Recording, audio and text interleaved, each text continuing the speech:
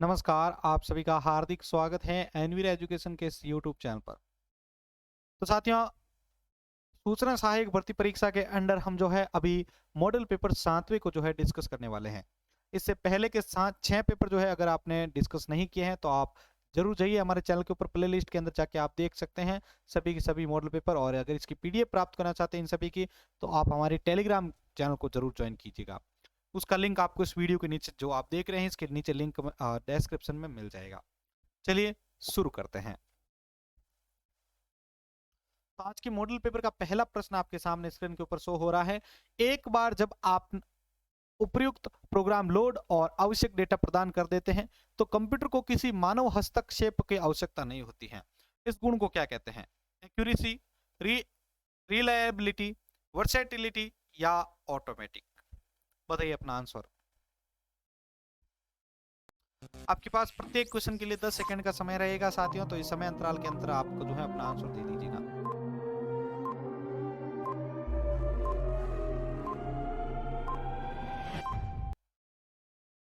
तो देखिए, जब आप एक बार उपयुक्त प्रोग्राम लोड और आवश्यक डाटा प्रदान कर देते हैं तो कंप्यूटर को किसी मानव हस्तक्षेप की आवश्यकता नहीं होती है। इस गुण को हम ऑटोमेटिक कहते हैं, यानी स्वचालित अपने आप कार्य कर लेना। आगे बढ़ते हैं और प्रश्न संख्या 2 को डिस्कस करते हैं। आधुनिक कंप्यूटर बहुत विश्वसनीय है, परंतु ये यहाँ पर रिक्त स्थान में बताना क्या नहीं है? फास्ट, पावरफुल, इनफॉलिबल या फिर चीप?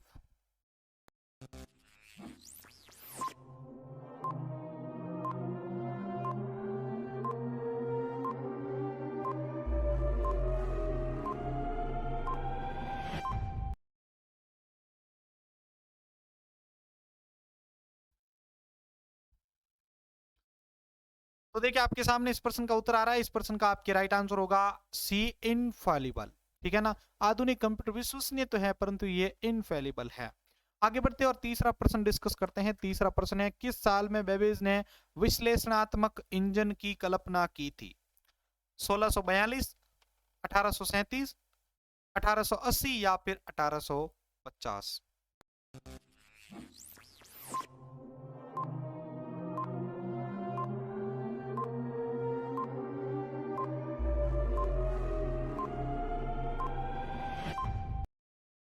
तो देखिए, प्रश्न संख्या 3 का आंसर आपके सामने लेके आ रहा हूं। प्रश्न संख्या 3 का आपके राइट आंसर होगा 1837। बी वाला ऑप्शन आपके सही होता है।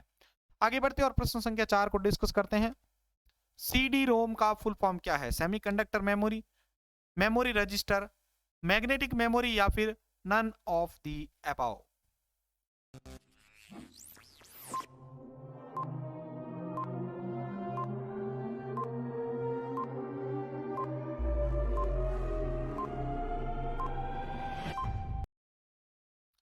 तो देखिए, आपका इस प्रश्न का उत्तर होगा नन ऑफ द अबव, यानी इनमें से कोई नहीं। सीडी रोम जो है वो एक प्रकार का स्टोरेज यूनिट, जो स्टोरेज करने के लिए जो है एक माध्यम है। ठीक है ना?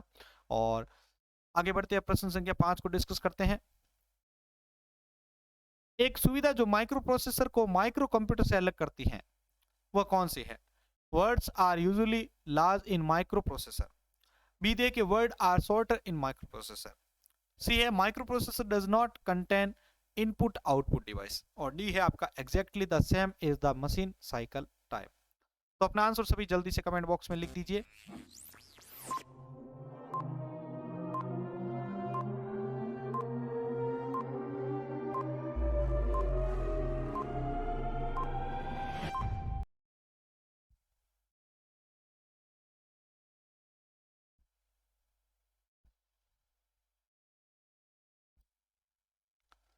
तो देखिए, आपके सामने इस प्रश्न का उत्तर आ रहा है। इस प्रश्न का उत्तर आ रहा है आपके D, exactly the same is the machine cycle time.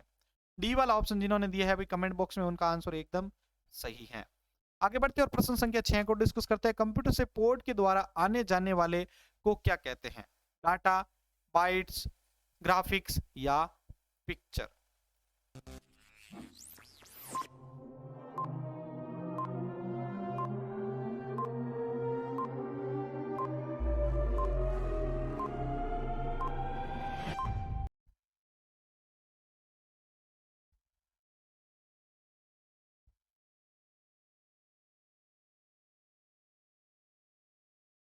तो देखिए आपके सामने इस प्रश्न का उत्तर आ रहा है। इस प्रश्न का आपके राइट आंसर होगा ए, डाटा।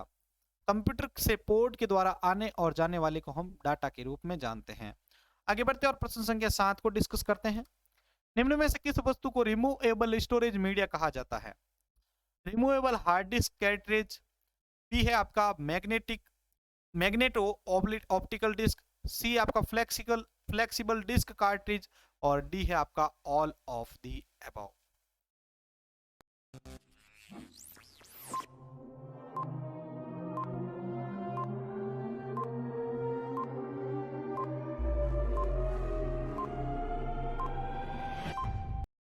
तो देखिए 7वें प्रश्न का उत्तर आपके सामने। इस प्रश्न का राइट आंसर होगा D, all of the above. उपरोक्त सभी जो है वे सही है। आगे बढ़ते हैं और प्रश्न संख्या 8 है। निम्न में से किसने 17वीं शताब्दी में ऐसी डिवाइस बनी थी जो जोड़, घटाना, गुणा, भाग, वर्गमूल आदि कर सकती थी? नेपियर, बेबेज, पास्कल या लेबनीज?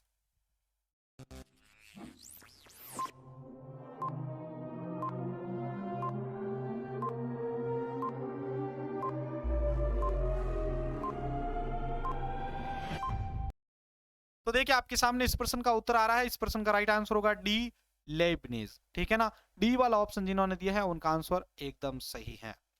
आगे बढ़ते हैं और प्रश्न संख्या 9 को डिस्कस करते हैं। प्रथम मैकिंटॉश, ठीक है ना, मैकिंटॉश जो होता है वो कंप्यूटर कौन सा था? प्रथम मैकिंटॉश कंप्यूटर कौन सी जनरेशन से था? Sorry, first generation, second generation, third generation या फोर्थ जनरेशन?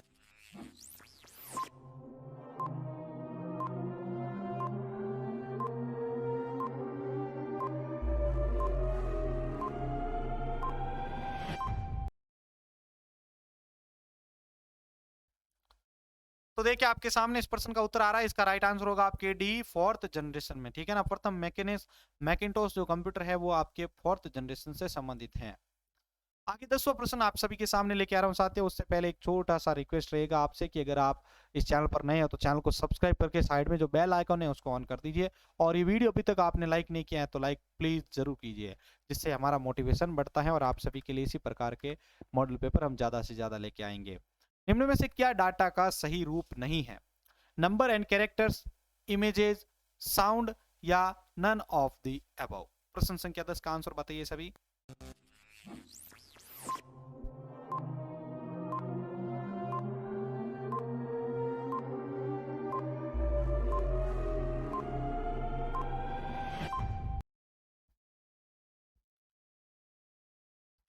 तो देखिए प्रश्न संख्या 10 का आंसर आपके सामने लेके आ रहा हूं। जिन्होंने उत्तर दिया है इस प्रश्न का राइट आंसर होगा आपके D, none of the above.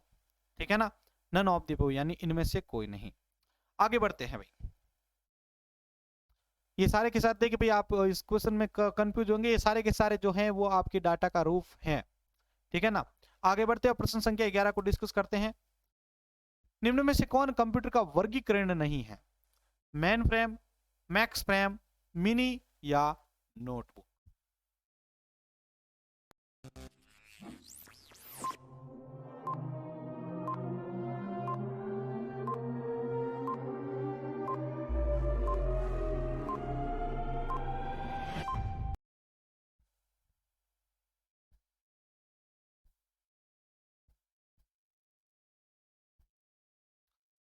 तो देखिए आपके सामने 11वें प्रश्न का उत्तर आ रहा है। इसका राइट आंसर होगा आपके बी, मैक्स फ्रेम। ठीक है ना, कंप्यूटर का वर्गीकरण कौन सा नहीं है? मैक्स फ्रेम नहीं है। ये सारे के सारे कोई ना कोई वर्गीकरण के अंदर आता है। माइक्रो मिनी, ठीक है ना, और नोटबुक जो है आपके जो पर्सनल डिजिटल असिस्टेंट होता है पीडीए उसके अंदर आता है। प्रश्न संख्या 12 है आपके सामने। माइक्रो प्रोसेसर की कंट्रोल यूनिट कौन सी है? Stores data in the memory, accept input data from keyboard, perform arithmetic या लॉजिक फंक्शन या डी है नन ऑफ द अबव?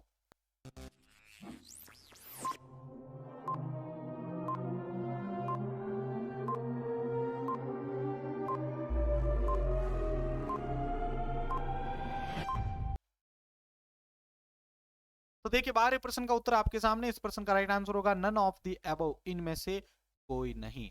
आगे बढ़ते हैं प्रश्न संख्या 13 को डिस्कस करते हैं। निम्न में से कौन सी आंतरिक मेमोरी है? डिस्क, पेन ड्राइव, रैम या फिर सीडी?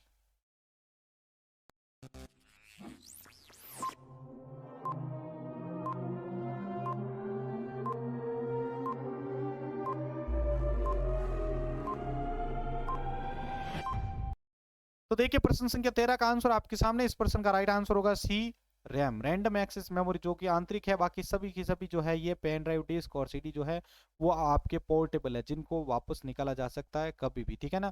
सुविधा अनुसार इसको वापस ऐड भी किया जा सकता है, प्लग। आगे देखिए प्रश्न संख्या 14 है, निम्न में से कौन सा कार्य कंप्यूटर सिस्टम नहीं करता है? इनपुटिंग, प्रोसेसिंग, कंट्रोलिंग या फिर अंडरस्टैंडिंग।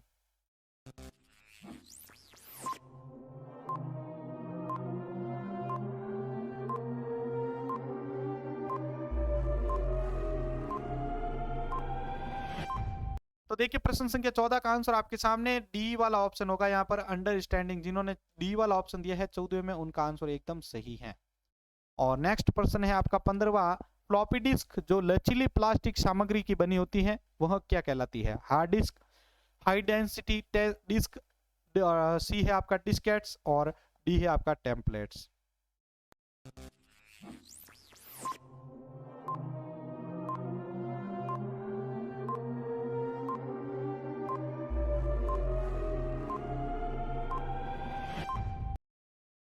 तो देखिए 15वें प्रश्न का आंसर आपके सामने, इस प्रश्न का राइट आंसर होगा आपके सी, डिस्केट्स। तो साथियों ये था हमारा आज का मॉडल पेपर नंबर 7, ठीक है ना। आपको कैसा लगा है जल्दी से अपनी राय नीचे कमेंट बॉक्स में दे दीजिए। वीडियो को लाइक नहीं किया तो जल्दी से लाइक कर दीजिए, और हमारे टेलीग्राम और फेसबुक पेज और इंस्टाग्राम को आपने अभी तक फॉलो नहीं किया तो फॉलो करते रहिए साथियों, लेटेस्ट अपडेट पाने के लिए। इसी के साथ मैं संपत लिलड़ आप सभी से अलविदा ले रहा हूँ। जय हिंद, जय भारत।